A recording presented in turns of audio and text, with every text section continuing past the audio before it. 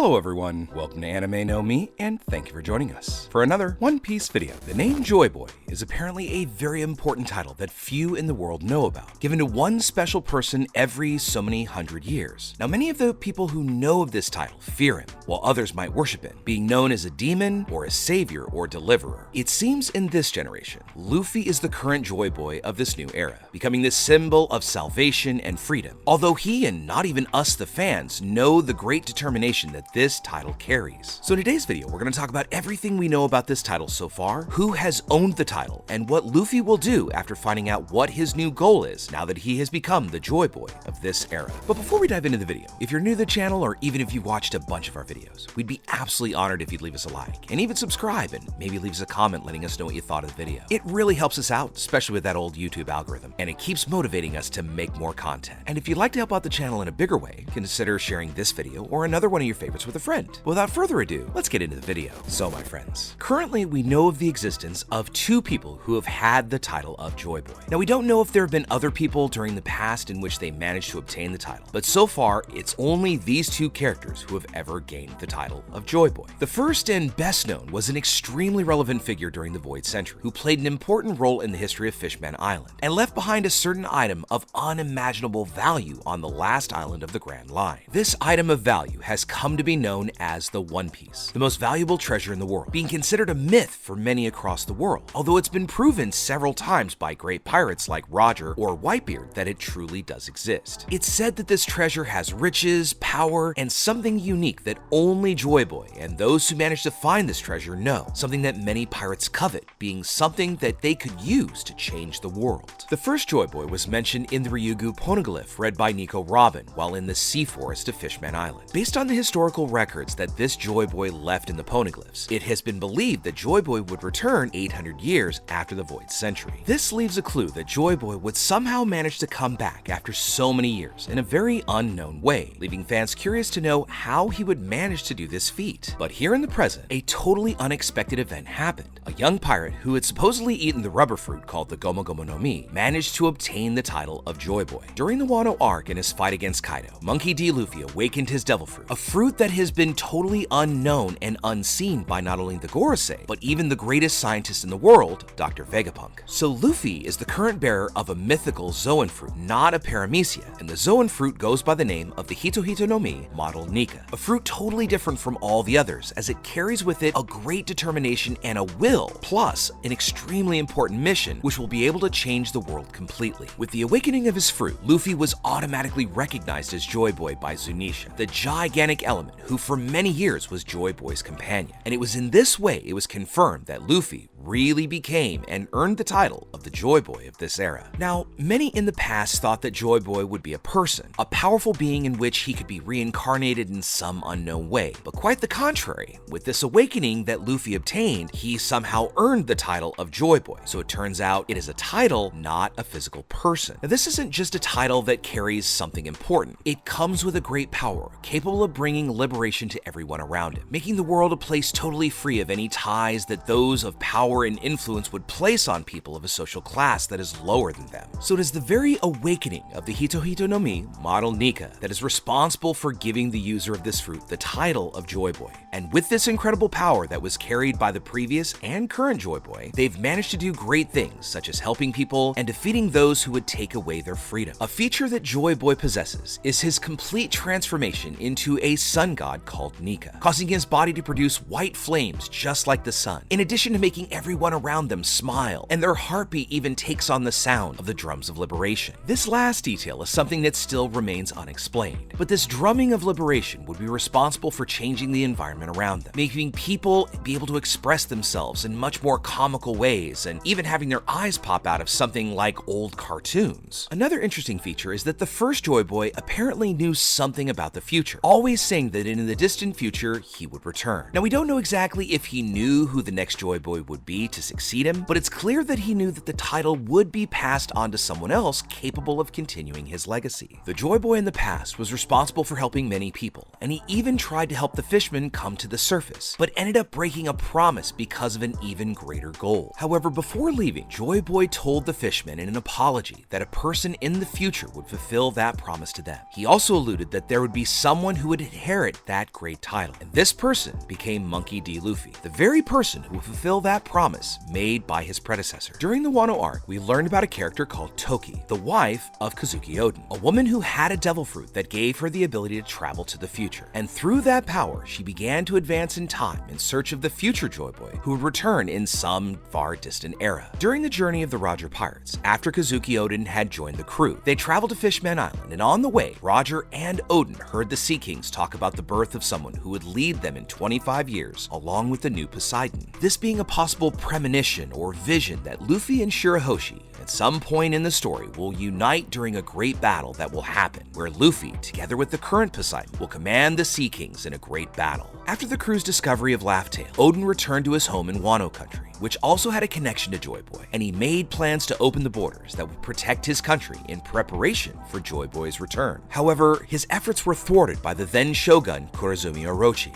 and the pirate Kaido. Oden tried to regain control over his country, but unfortunately had his life taken by them, so Oden then left that goal to his son Momonosuke. And this is something that Momonosuke was going to do at the end of Wano's arc, but he hasn't done it so far, and he might be waiting for the right moment for him to be able to destroy Wano's borders, the moment in which the current Joy Boy needs the powerful weapon which is hidden beneath that country. Now, at an unknown point in time in the past, Kaido learned about Joy Boy and was looking for him, as this man would be the only one capable of taking his life and defeating him in battle, something that no other pirates and not even Marines were ever able to do. King, a member of the Beast Pirates and a Lunarian, apparently believed that Kaido could have become Joy Boy and changed the world, although he eventually dismissed the figure as just a mere legend. But after Luffy defeated Kaido on the roof of the Skull Dome during his final confrontation against the Great Emperor, Zunisha proclaimed that she could hear the drums of liberation upon Luffy's awakening and that Joy Boy had returned. After Luffy won the match, Kaido recalled a previous conversation he had with King where he said that Joy Boy would be the one to defeat him, implying that in his final moments, he recognized Luffy as the current Joy Boy, becoming yet another character that confirmed that Luffy had indeed earned this title. So as I said earlier, Luffy now carries the determination and goals that the former Joy Boy possessed. Now, we still don't know exactly how Luffy is gonna go about this and what he now needs to do now that he's become Joy Boy. After all, Luffy is following his own journey as a pirate in search of getting information about the location of the treasure that his predecessor left in a totally unknown island in which only Joy Boy's predecessor and Roger's pirates have ever discovered its location. And even though Luffy earned the title of Joy Boy, that doesn't mean he earned his predecessor's memories, nor did he get any information through the awakening of his devil fruit. Luffy just got the great power that comes from the fruit of the sun god Nika, a power that the previous Joy Boy had and allows the user to basically do anything that their imagination can think of, having literally no limit, something that makes this fruit totally unique. So moving forward, it's still unclear what Luffy's goal is gonna be. Now, Vegapunk apparently has some knowledge about the Void Sentry and Joy Boy, but he possibly might not be responsible for guiding Luffy to fulfill his goal like his predecessor. It's even possible that a new character, or some other character at least, will emerge in the future to guide him to follow his destiny, a character who has knowledge about the Void Sentry and about Joy Boy's deeds in the past. So if it isn't the good Dr. Vegapunk, it could be an inhabitant of Elbaf, as they currently have the books that the archaeologists from Ohara had created, and containing the knowledge of all the writings that were in the poneglyphs, writings in which supposedly the previous Joy Boy created. So during the next arc in Elbaf, we'll be able to see Luffy perhaps discover the past of the former Joy Boy, discover their relationship with the elephant Zunisha, and also learn about the great mission that Luffy will have and everything he needs to do in order to change the world completely. With all that said, my friends, we'd now love to know what you think about it. What do you think